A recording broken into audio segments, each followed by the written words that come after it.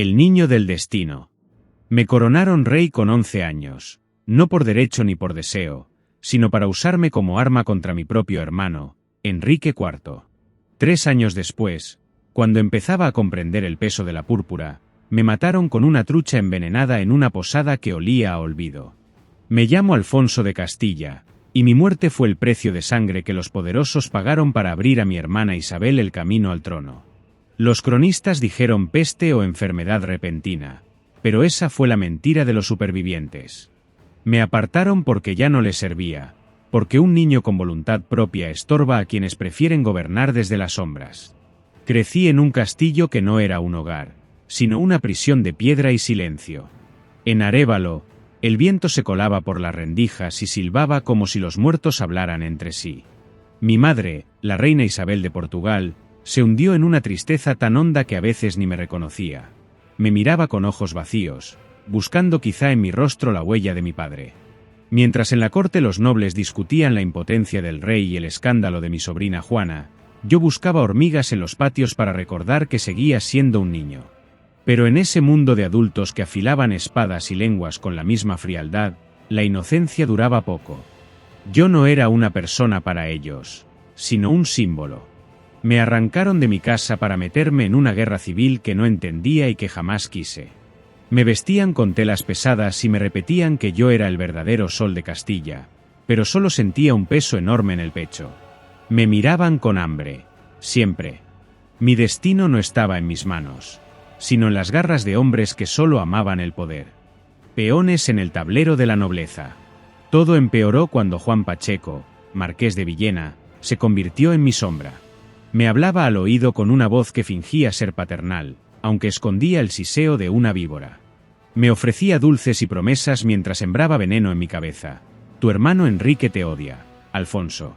Te ve como una amenaza.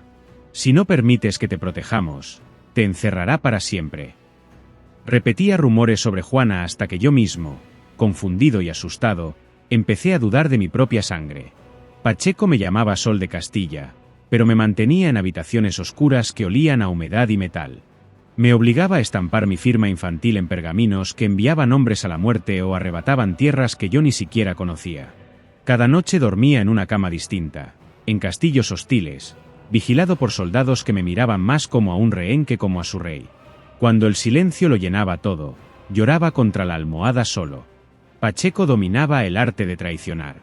Si mi hermano le ofrecía más dinero o más villas, me olvidaba sin pudor. Si los nobles rebeldes le prometían mayor poder, regresaba a mi lado y me juraba fidelidad eterna. Yo, muerto de miedo y rodeado de enemigos sonrientes, era su marioneta perfecta. Me preguntaba cuánto tiempo me dejarían jugar a ser rey antes de que la cuerda que guiaba mis movimientos se cerrara sobre mi cuello. En Castilla la política se escribía con sangre, sobornos y pactos nocturnos. La farsa de Ávila, el rey de paja. El 5 de junio de 1465 fue el día en que asesinaron públicamente mi infancia. A las afueras de Ávila, bajo un sol abrasador, los tambores sonaban con ritmo fúnebre mientras la multitud abucheaba con furia. Los conspiradores levantaron un tablado de madera. En el centro colocaron un muñeco vestido con las ropas reales, con la corona y el cetro de mi hermano Enrique. Aquella visión fue grotesca. Vi a nobles que poco antes le besaban la mano arrancarle la corona al muñeco y arrojarlo al barro entre gritos e insultos. El corazón me golpeaba las costillas salvajemente.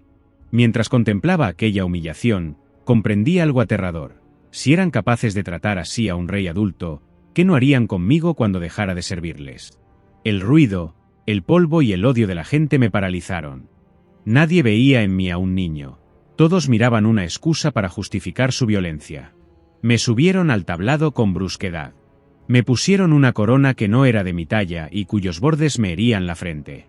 El peso del metal era insoportable y me obligaba a mirar al suelo, al barro donde acababa de caer la dignidad de mi hermano.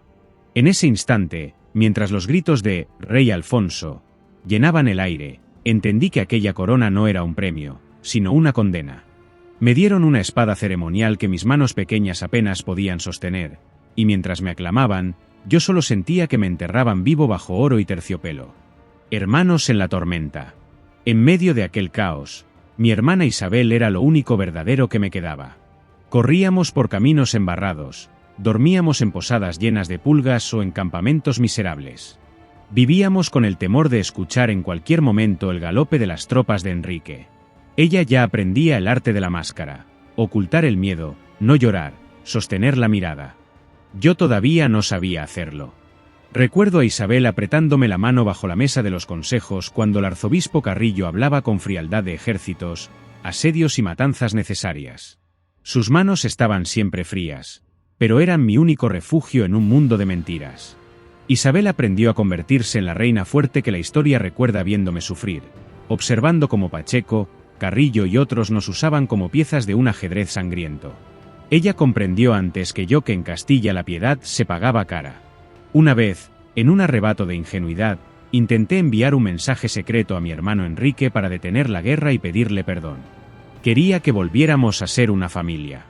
Pero Pacheco, que tenía espías hasta en mis pensamientos, me descubrió. Me llevó a una habitación apartada y me apretó el brazo con tanta fuerza que grité. Al día siguiente, el moratón era negro y profundo. Fue la prueba de que yo no mandaba nada, ni siquiera sobre mi propio cuerpo. No querían la paz, querían un niño obediente. Ese cansancio me fue vaciando por dentro hasta que llegamos a Cardeñosa en el verano de 1468. Para entonces, yo solo deseaba que todo aquel ruido terminara. La trucha de Cardeñosa. El 5 de julio de 1468 el destino vino a buscarme. Hacía un calor sofocante, de esos que pegan la ropa a la piel y vuelven espeso el aire. Me sentaron a la mesa y me sirvieron una trucha del río Adaja con un olor extraño, cargado de pimienta, clavo y especias fuertes. Ahora sé que las usaron para ocultar el rastro amargo del veneno. Tenía tanta hambre y estaba tan agotado por los viajes que la comí sin sospechar nada. Poco después, el fuego estalló en mis entrañas como si hubiera tragado brasas. El dolor fue brutal. Se me cortó la voz y quise gritar por Isabel, pero de mi garganta solo salió un sonido ronco y miserable. Sentía que me quemaba por dentro. El cuerpo me temblaba sin control y el aire se negaba a entrar en mis pulmones. Pero lo peor no fue el dolor, sino ver la cara de Juan Pacheco. Estaba a unos pasos, mirándome con una calma glacial. Se limpiaba la boca con su pañuelo de seda, sin prisa, con la parsimonia de quien ha terminado un trabajo bien hecho, mientras yo me retorcía en el suelo suplicando ayuda con los ojos. Nuestras miradas se cruzaron por última vez. Él no tenía ninguna prisa por llamar a médicos ni a sacerdotes. Sabía que el veneno era más rápido que cualquier remedio. En sus ojos no había odio, arrepentimiento ni lástima. Solo el cálculo frío de quien tacha un nombre de una lista de estorbos. Morí solo, en una habitación que olía a comida y a traición, sintiendo como mi corta vida se escapaba entre las manos del mismo hombre que había jurado protegerme. El legado borrado. En cuanto exhalé mi último aliento, la maquinaria política se puso en marcha con una eficacia aterradora. Isabel, mi querida hermana, pasó a ser la heredera al trono mediante el Tratado de los Toros de Guisando. A mí me borraron de las conversaciones importantes. En los libros me llaman el inocente, una palabra que suena piadosa, pero que en realidad es una forma elegante de decir que fui un estorbo, una nota al pie en la historia de otros. Mi muerte fue la primera piedra del reinado de Isabel la Católica. Yo tuve que caer para que ella pudiera alzarse. Mi tumba en la Cartuja de Miraflores, en Burgos, es de un mármol blanco hermoso e hipócrita.